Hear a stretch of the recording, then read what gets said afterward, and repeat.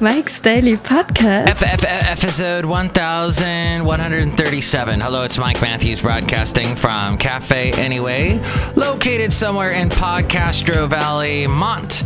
Today, we hear from Madame Rootabega. No, wait.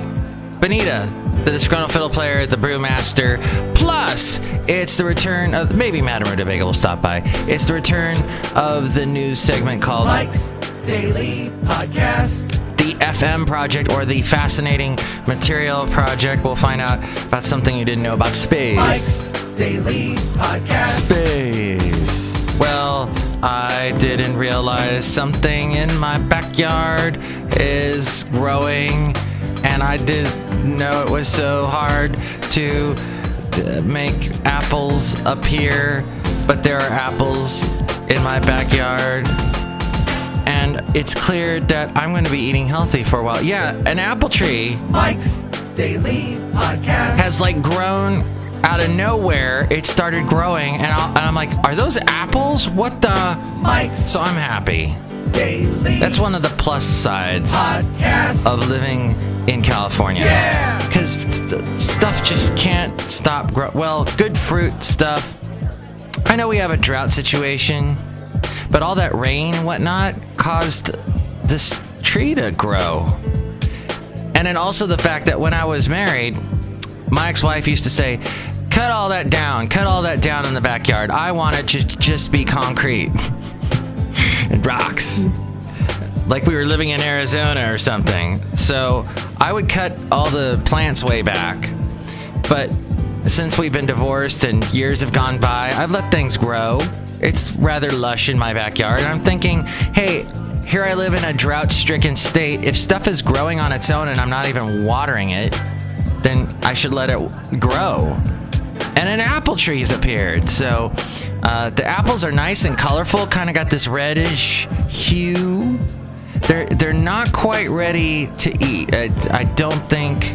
I gotta let them grow a little bit more, but I'm gonna eat them and die, and I'll tell you all about it on my podcast.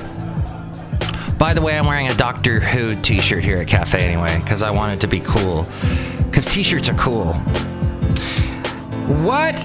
One thing I am upset about with my house is all the buses that go by my house. I live in a little residential street. Oh, look, I just walked in Podcastro Valley. And these huge screaming buses, it's called the NX.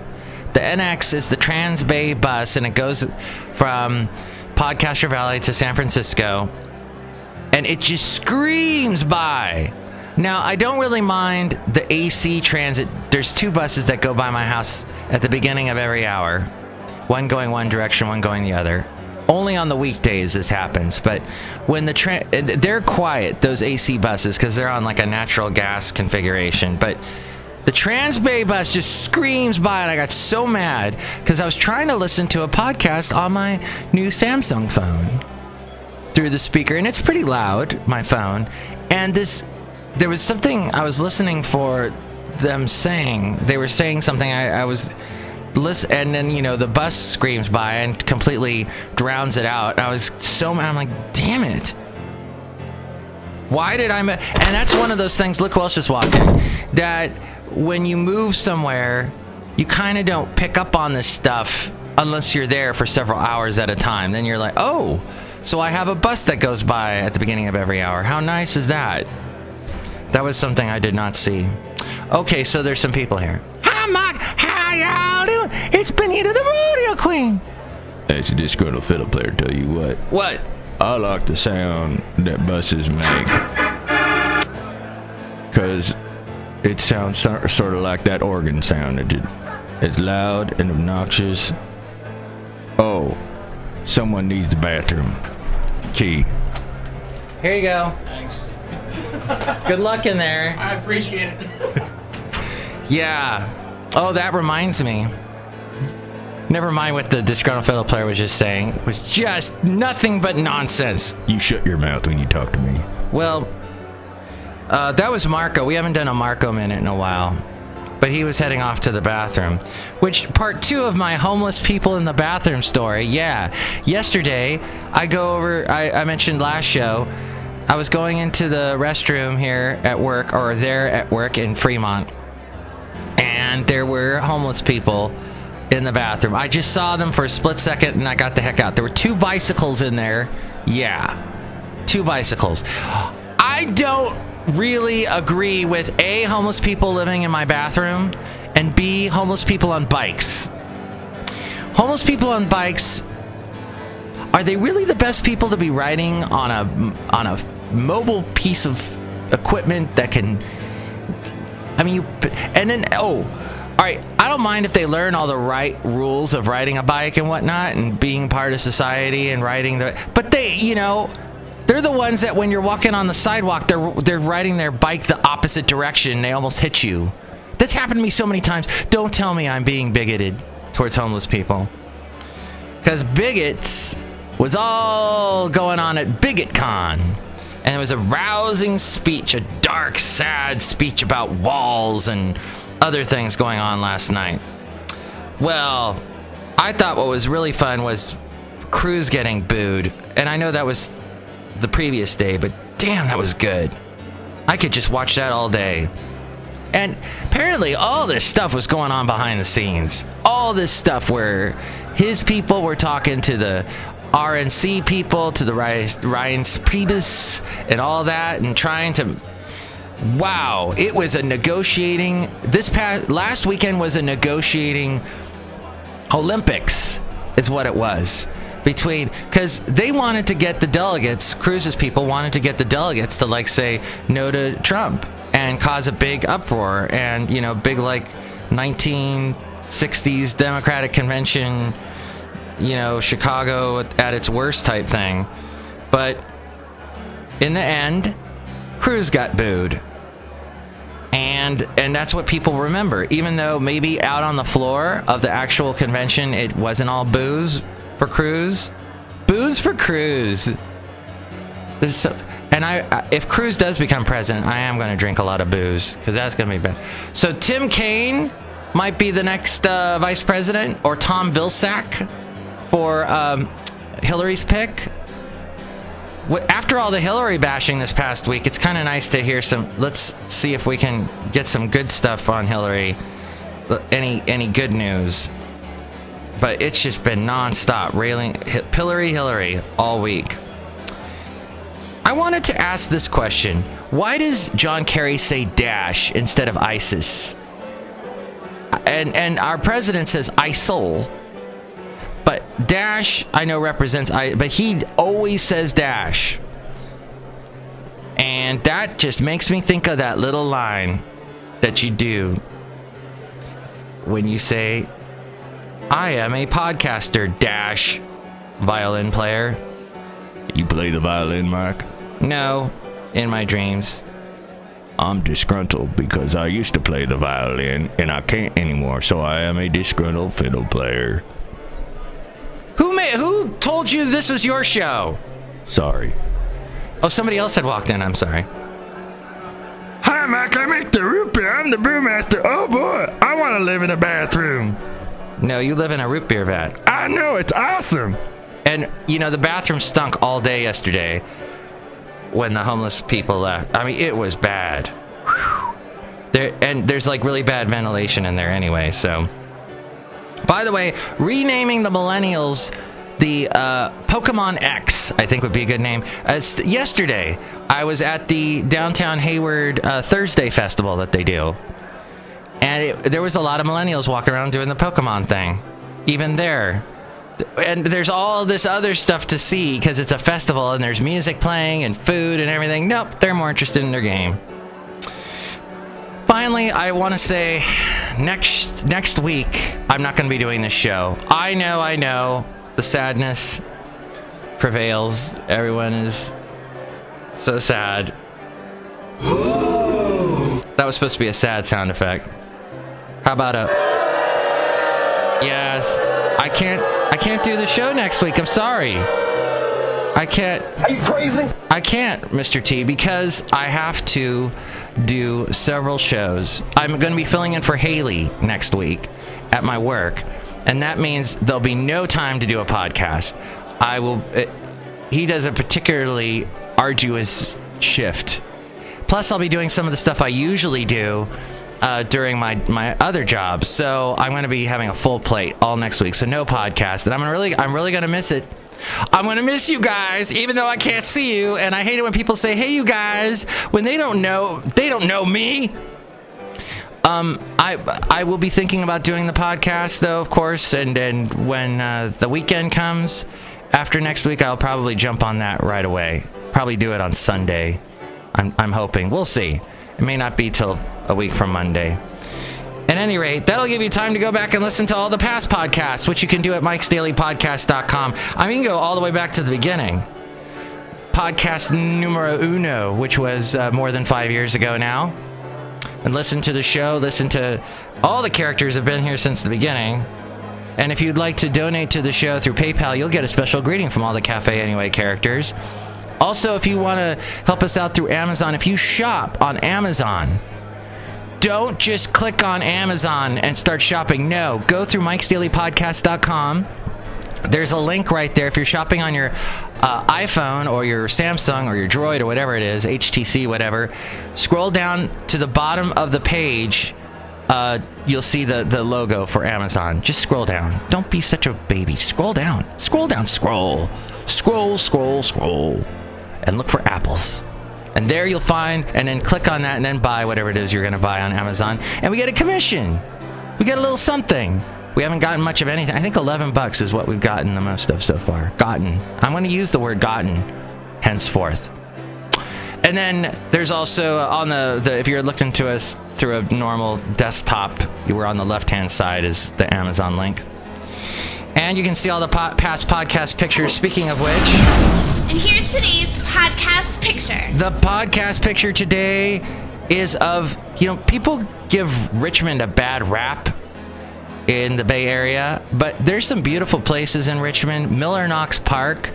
I saw this beautiful sunset. You can kind of see the Richmond Bridge in the background, but it was just a beautiful day. This was last Saturday. And the fog was all over the East Bay and San Francisco, but in this particular area, there was sun. So you can see that picture now at mikesdailypodcast.com. Let's get to the segment that we lovingly call the FM Project. The Fascinating Material Project. FM Project. FM Project. FM Project. We lovingly call it that with love.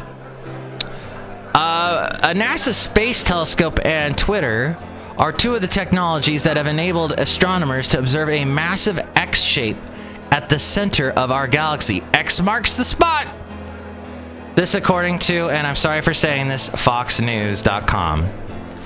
This is giving them new information about the structure and history of the Milky Way and other galaxies like it. For some reason, Fox News Science. Yeah, that seems like a contradiction because most people that listen or watch Fox News don't believe in science. But the space telescope was the Wide Field Infrared Survey Explorer, or WISE. Let's just call it WISE from now on because I'm so lazy. Which, after it was launched in 2009, took a multitude of infrared images of the stars. Dustin Lang, a researcher for the University of Toronto, was analyzing the star data from WISE and posted some of it on Twitter. That caught the eye of a scientist in Germany named Melissa Ness, and together they collaborated on a new study analyzing the X shape, which had been noticed in the past. There was a controversy about whether the X-shaped structure existed, but our paper gives a good view of the core of our own galaxy. I think it has provided pretty good evidence for the existence of the X-shaped structure, says Lang.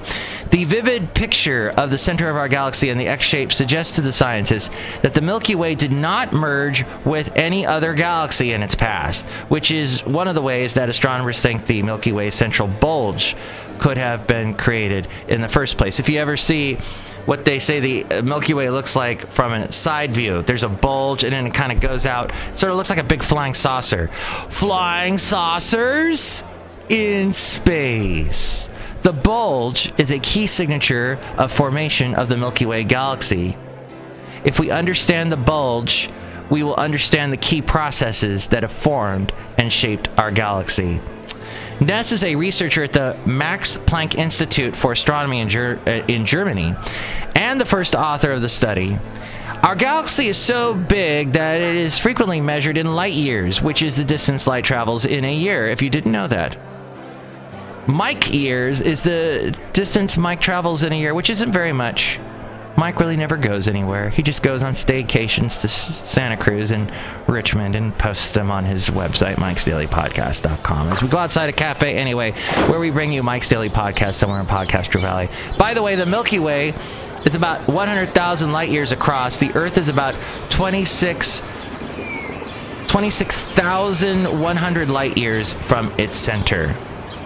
The study, which refers to the X shape as self-evident and irrefutable, was published in the Astronomical Journal, so you know it's true. Mila Kunis said about Macaulay Culkin and her relationship with him, you couldn't walk down the street with him. That's good to know. Thank you, Fox News. We are outside. It's so beautiful out here. The weekend is upon us. Time to eat apples. Time to... Britain, you did the Brexit, now you got to pay the price, man. Their economy is shrinking, like everyone said it would. The pound is down today. Pound is down. Only one thing will uplift England, and that is homeless people in their bathrooms.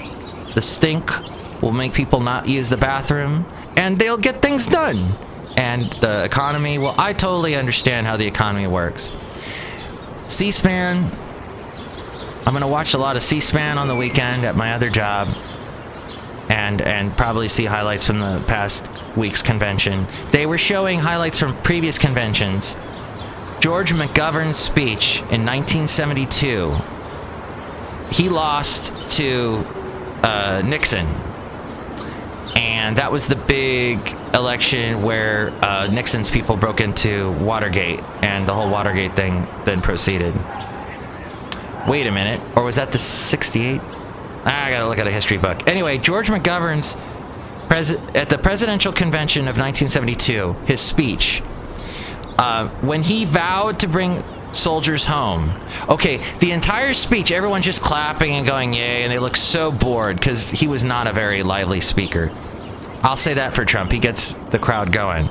But George McGovern, when he said that he vowed to bring the soldiers home from Vietnam, which of course we were embroiled in 72, all of a sudden all that monotonous clapping stopped, and it turned into like a roar.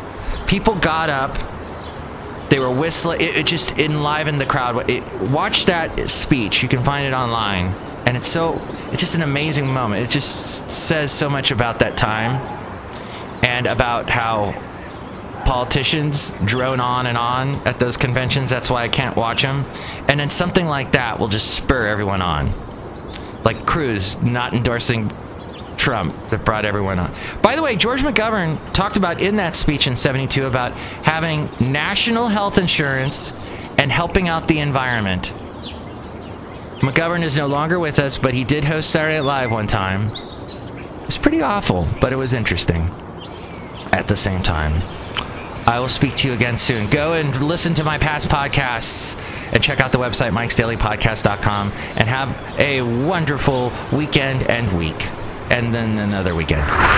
Mike's Daily Podcast is written and produced and performed by Mike Matthews. His podcast is super easy to find. Download or listen to his show and read his blog at mikesdailypodcast.com. Email Mike now at mikesdailypodcast@gmail.com. See you tomorrow. Bye!